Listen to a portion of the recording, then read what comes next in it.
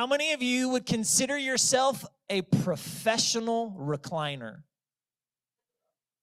I mean, like, you have a whole system of how, like, you got things within reach. This is the right angle. This is the TV is in the right distance, right? Like, you've got it all set up. How many of you are professional recliners? Okay. Now, if you're going to be a professional recliner, one of the things that you need to do is you probably need some sort of an end table close by, right? You got to have somewhere to put the food or put the drink or put the snacks, whatever it is. But also, whatever those comforts, creature comforts that you may have. On our little end table, we have some things that are plugged in, some electronic things that we can plug in. I'll tell you a couple of them, all right? So one of them is just for like a wireless phone charger that you can just kind of set your phone on, right? So when you're sitting there and you're watching your show or your football game, whatever, hey, your phone can be charging. Another one is like an air freshener, diffuser type thing. You know, you got to get that, fall breeze or whatever in the room. And then, you may have like something else. I will tell you one of my wife's creature comforts, all right? A heated blanket. How many of you have a heated blanket? So she has a heated blanket that plugs in right there. So we have like this little power strip running over here, and that's where all of these things plug in. And here's what happens. You sit down in the recliner, right? It's the right spot in the room, right distance from it's the perfect spot. Everything's right. And you go over and you try to hit the button to turn on that heated blanket, and it doesn't work. That's frustrating. You set your phone on the little charger, and it doesn't work. Now we are straight up in the annoying phase, right? What is happening? Did somebody kick the plug out of the wall? Here's what happens in our household. A child typically has plugged something else in, right? Or then they unplugged their thing but didn't plug in the thing they unplugged. Is that frustrating to anybody else? Right? Because you were sitting in the perfect spot. You were all ready to watch your favorite show, get that blanket on, all of those things, and now you got to get up and you got to plug it in and check out all the reasons on why it's not working. Here is something that we need to understand. This is not rocket science. When things aren't plugged in, when things aren't connected, they don't work. In your life, when you are not connected, you don't work very well. When you're not connected to other people in your life, you don't work very well. You can only last so long by yourself. You have to connect. I believe that there are three major ways that we connect. If you have like a heavy-duty plug-in into your wall, it's got three little prongs on there. So if we've got three ways that we can primarily connect, the first one is to God. So how do we connect to God? It's pretty simple, right? Bible, prayer, could be fasting, could be worshiping in your car, the shower, wherever it is, but you're spending some time connecting to God. The second prong that I would say is, hey, large group gatherings, meeting together on a Sunday like this, fellowshipping with one another. Hey, coming to a men's event, a women's event, or being a part of youth ministry, whatever it may be. These are those ways that we can connect. And then the third prong would be life groups, would be relationships, would be, hey, who do we connect with outside of this room? Where do we connect with them? Do we have space that we have made to connect with others? Do we have people who are our friends? Do we have people that will hold us accountable? You see, when God created you, He created you with a deep desire for connection to others. When we're not connected, we lose power. When we're not connected, we lose purpose. When we're not connected as a church, we also lose people. You see, we need to connect to each other. You see, one of the things that's happened here at CLA is we've had a lot of new people come in, and that's fantastic. That's a wonderful opportunity for us. But we have to open up our hearts to embrace people right where they're at. We have to invite them in. We have to invite them into our lives. We have to get to know their name. We have to, hey, who's your favorite team? Hey, what do you like to do? Hey, would you want to come over and check out our life group? We have to connect to others. When God created the earth, everything that he created was a masterpiece. Right? In the scripture, it says he created this and it was good. He created the sky. He created the land. He created the birds, the animals, all of the things. He created it and he said it was good. He also created Adam, the first man, and he said it is good. But then Adam is alone. And this is what he says. Genesis chapter 2, verse 18. The Lord God said, it's not good for the man to be alone. I will make a helper suitable for him. You see, God saw that Adam was alone. He had created the most beautiful thing that had ever been created, but he realized that Adam wasn't going to be fulfilled unless he was connected to somebody else like him. You see, a lot of times in life, people are trying to do life on their own. And you feel like something's missing, and it's because there's not a relationship there with somebody else. I'm not saying that has to be a marriage relationship, but I'm saying just being connected to others, having a relationship with other people. See, so God gave him this incredible gift, and her name was Eve. God designed us to be in friendship, family, marriage, to be in life groups with one another, to be connected to other people. Today, we're going to give you 4 reasons why we need to be connected. Here's the first one. We're stronger together. Turn to somebody and say, you look strong today. Galatians 6:2 says it like this. It says that we are to carry each other's burdens. And in this way, you will fulfill the law of Christ. We're going to break this down. The Greek of the word carry, it means to bear, to support, to take the weight off. When you're in relationship with others, you are being supported. There are other people that are help sharing that load with you. They are help lifting you up, maybe to even lift you off the ground. You see, we're to carry each other's burdens. Now, let's talk about burdens. Burdens are the weights, the heaviness, the things, the troubles, the pressures, the circumstances, the trials, the things that we face in this life. When we carry each other's burdens, we're helping one another. In Mark chapter 2, there's a story about 4 men that they had a friend, and they loved this friend so much. This friend had a problem. This friend couldn't walk. He was paralyzed. But these 4 men, they had heard about this man named Jesus who was performing miracles. So they take this friend, they take him on a mat, and they walking through the town, they're walking through the community, and they're trying to go find Jesus because they have faith that if they can just get their friend to Jesus, that he will be healed, that he will be well. And so they go to where Jesus is meeting, but the problem is everybody was there. There was no more room. And now where most of us would have been like, oh man, well, I guess we got to turn around. I guess we got to go home. I guess we got to give up. These 4 friends, they were determined to get their friend to Jesus. So what does it say? They go onto the roof of the house. They tear open a hole in their house. They lower him on the mat that he's in right in front of Jesus. And Jesus heals their friend. Do you have 4 friends that are willing to carry you to Jesus?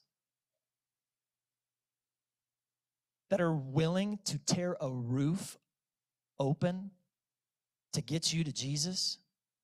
That's community. That's friendship. That's people who love you. In Exodus 17, there's a story of Moses, and he is He is the leader of the Israelites, and they are in a battle against the Midianites. And as they're in this battle, he's lifting up his arms, and there's this connection to him lifting up his arms during the battle. He's holding the staff of the Lord up in the sky, but his arms begin to get tired, and so his arms begin to come down. And every time his arms come down, they start to lose. So the people watching him, Ben and Hur, Aaron and Hur, they say, hey, we need to help him. So what do? They go get a rock, they sit him on the rock, and then they stand there and they hold his arms in the sky. Do you have friends in your life that will hold your arms up when your arms are too weak? Do you have people that will love you? Do you have people that will lift you up when you are weak, when you are hurting, that they will say, no, we got you. You're not alone. And because they held his arms high, they won the battle. Are you the type of friend that, hey, if somebody needed a ride to a doctor's appointment, I got you. I'll be there. Hey, you need a ride to church? Let me pick you up. I'll be happy to get you there. Are you the type of friend that will step in and love on somebody and be there with them? Going back to Galatians 6:2, it says, carry each other's burdens, and in this way you will fulfill the law. What does that mean, to fulfill? It means to make complete, to accomplish. And then it talks about the law. When we think of law, we think of rules, we think of regulations. No, what it's referring to here is it's talking about the law or the command to love. Remember, Jesus summed up the law in this, is to love God and to love people. Hey, that sounds like our church mission statement. It's to love God and to love people and love people to God. That's what we are to do. And so you cannot say that you love God and don't love people. So are you loving people? Are you living in relationship with others? Another reason that we need to be connected is this: we're created for connection. Listen, Adam was created to be connected to another person. This is what it says in Psalm 133, verse 1. How good and pleasant it is when God's people live together in unity. Pleasant, it means delightful, it means sweet, it means lovely. We talk about being united together. There's something powerful when a group of people comes together with a common goal, a common purpose. Amazing things can happen when we come together and we're united. You know, when you have friends in your life, you have people that you can do things with. So I'm a sports person, right? I heard somebody gave a shout out to the Raiders earlier. I'm a Raiders guy. By the way, they're playing right now. If you tell me the score, I will hit you in the throat. I will watch this after church is done, okay? Please don't ruin it for me.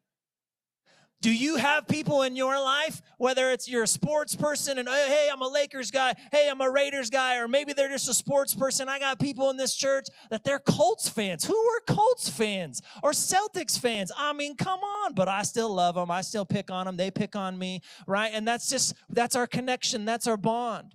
Maybe you're somebody in here and your connection to other people is shopping. You're like, yes, that is my love language. Shopping is my love language. Let's go shopping or go get your nails done or whatever it may be.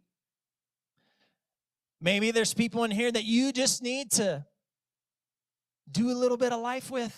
You get to share some stories.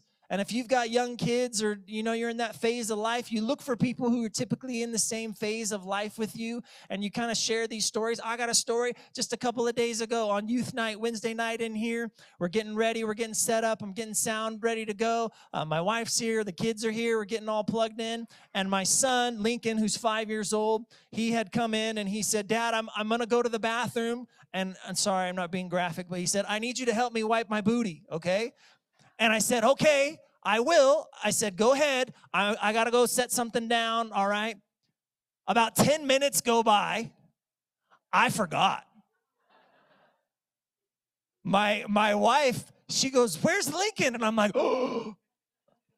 And at the same time I'm walking out this door, he comes out kind of waddling like this.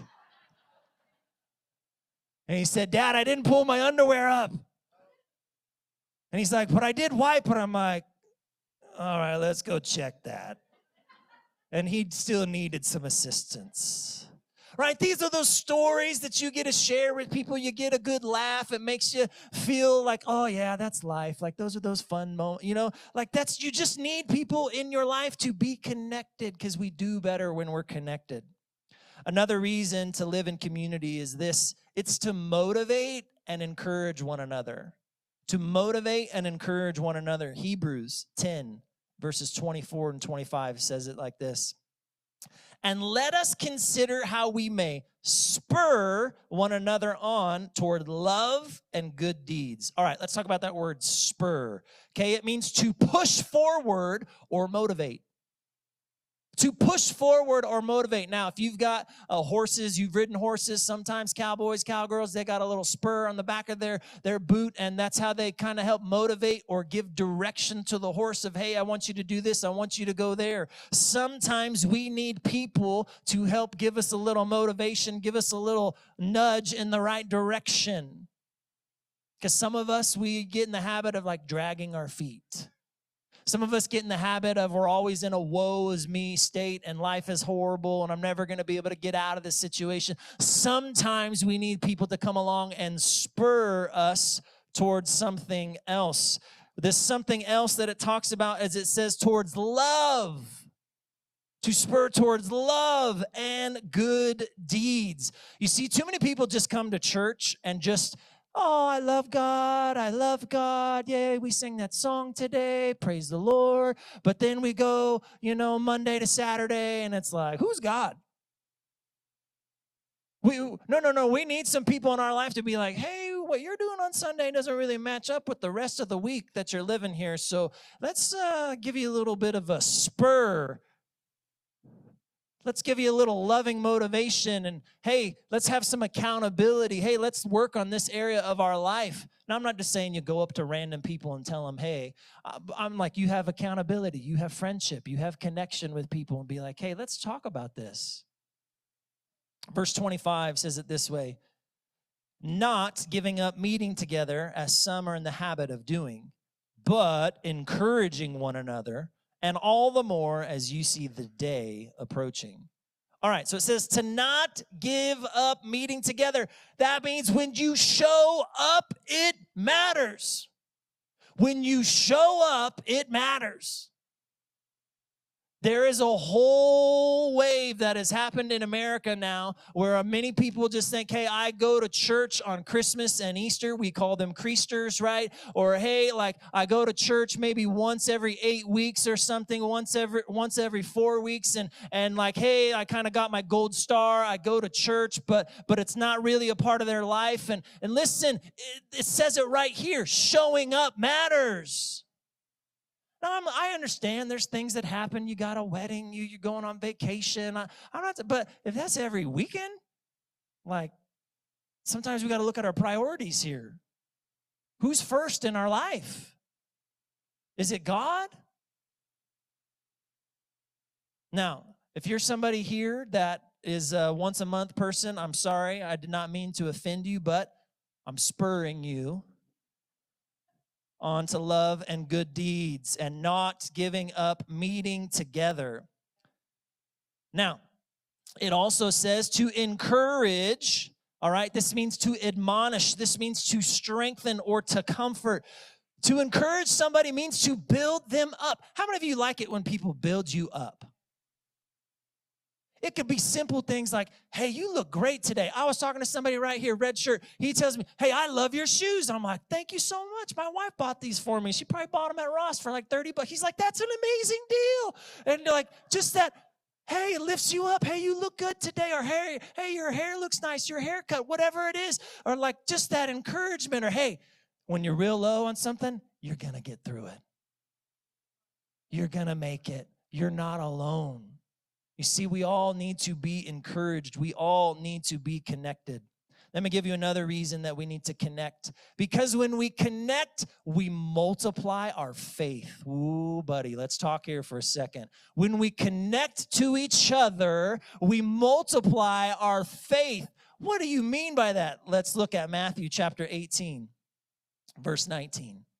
Again, Truly, I tell you that if two of you on earth agree about anything they ask for, it will be done for them by my Father in heaven. For where two or three gather in my name, there am I with them. When we come together, when we multiply our faith together, something supernatural can take place. When we unite our prayer, when we unite our thoughts together and we say, hey, we're believing for this miracle. We're believing for this healing. We're believing for this financial provision. We're believing for this child who has left the faith to come home. We're believing for this spouse who's walked away. Hey, we're believing and praying. And when we come together and pray together, something powerful happens when we connect together. But if we're not connected, how can we pray for one another? If we don't have real relationship with each other, how do we pray for one another? How do we believe with them? You see, we must be connected, and when we connect to each other, it multiplies our faith. Now, I got a fantastic question for you today. Do you have people you are believing for a miracle with? Do you have people that you are believing for a miracle with? It could be finances. It could be a relationship. It could be anything. It could be to break an addiction. Do you have people you are believing for a miracle with? You see, when we connect with each other, amazing things can happen. I had somebody just a few weeks ago tell me something that I really needed to hear, and I don't know that they even know the impact of how much that I needed to hear it. I was going through something, and this was their words to me.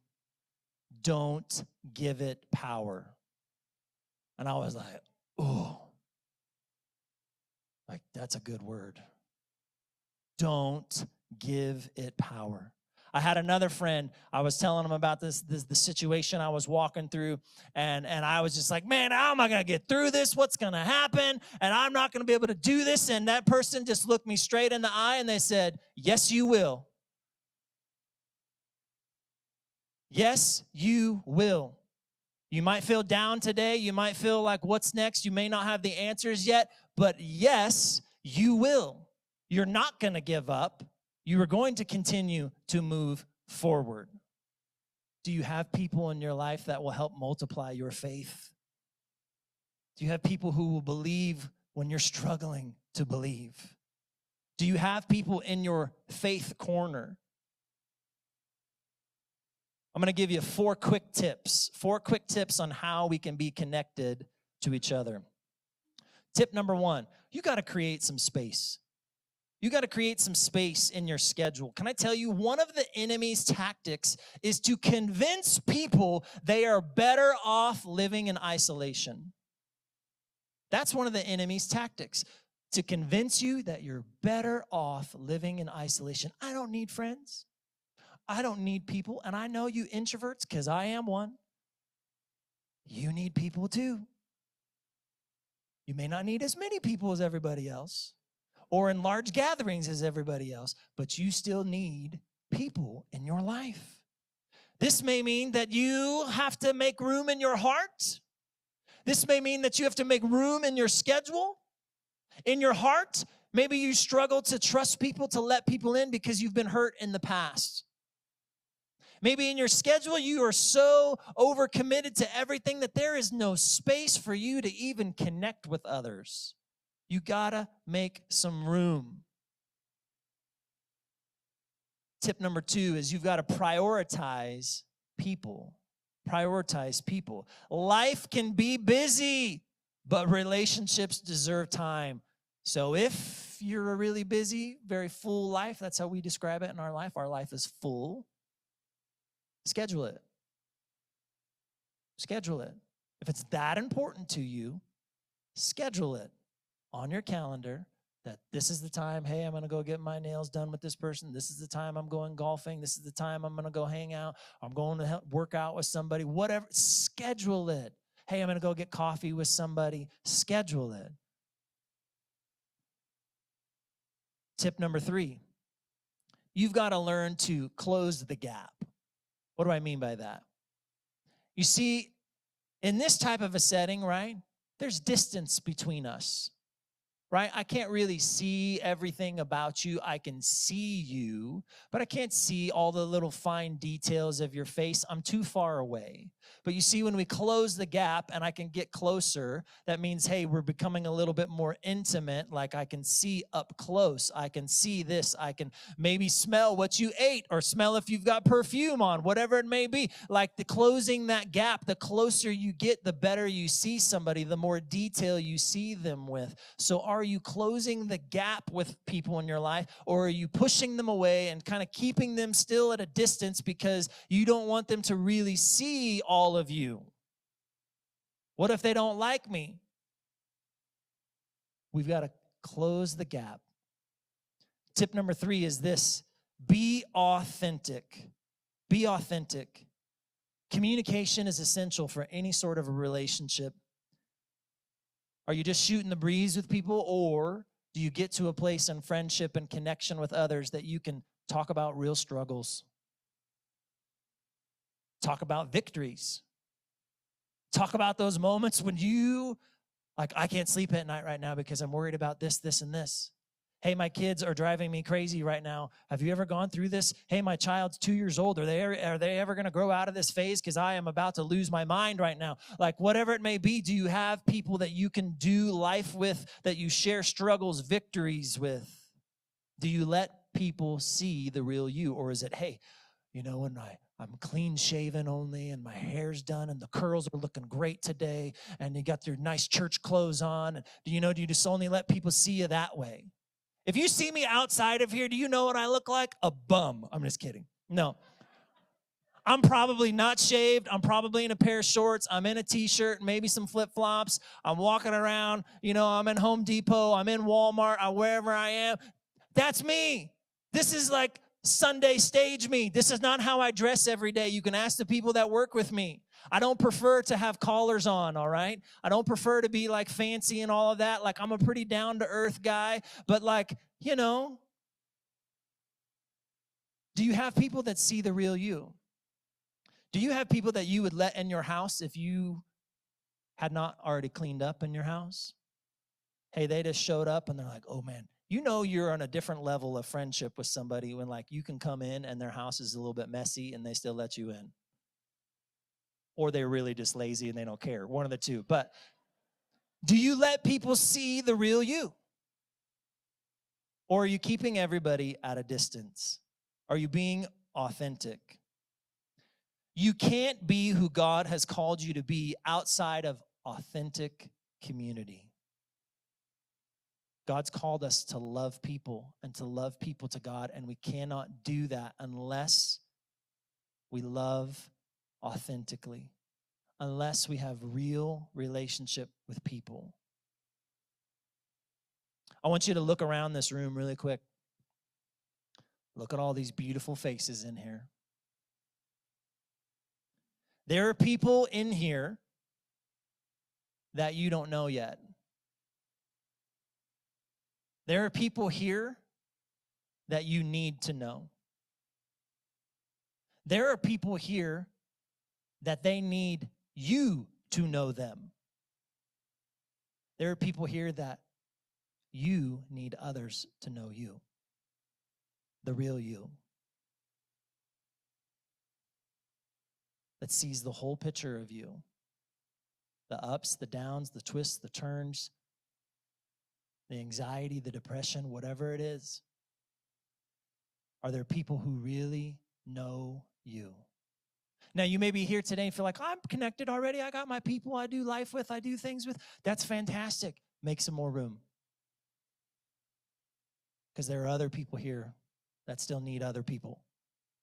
So make some room. Make some room. Invite them into your life group. Invite them out to lunch. Invite them to a coffee. Invite them over to your house, whatever it may be. Make some more room. Can I tell you, one of the biggest things that's going to be a challenge for us as we grow larger is that we have to grow smaller as well.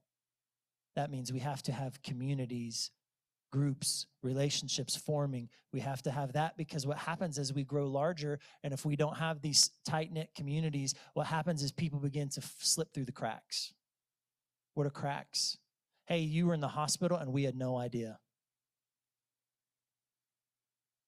I hate it when I hear that. Hey, I was in the hospital and nobody called me, nobody. That probably means they're not in relationship with anybody. What I love is when people, hey, call and let me know, like, hey, just so-and-so, they're about to have a surgery, or hey, they've had a baby, or whatever. Hey, that's fantastic. Thanks so much for letting us know. And typically when they're already in relationship with people, they've already stepped in. Yeah, we got the meal train going. Yep, we're helping them out. Hey, we're going to be there. We got we're going to help with their kids. We got this. Or hey, they're recovering. We're going to bring over some meals. Like, we're going to love on them. That's the church. That's community. I would love to know every single one of you people on an individual basis, that I could know your name, that I could know your story, that I could know everything about you. But I'm just going to tell you, that's not very realistic. But that's why we have all of each other in this room, because we need to be connected to each other. That's what church is about. It's about being connected. So the question is, are you connected? We don't want you just to attend CLA. We want you to be known in CLA. We want you to be known by the other people in this room. My encouragement for all of you, and a challenge for all of you today, is this: to get connected, to stay connected, and to live a connected life.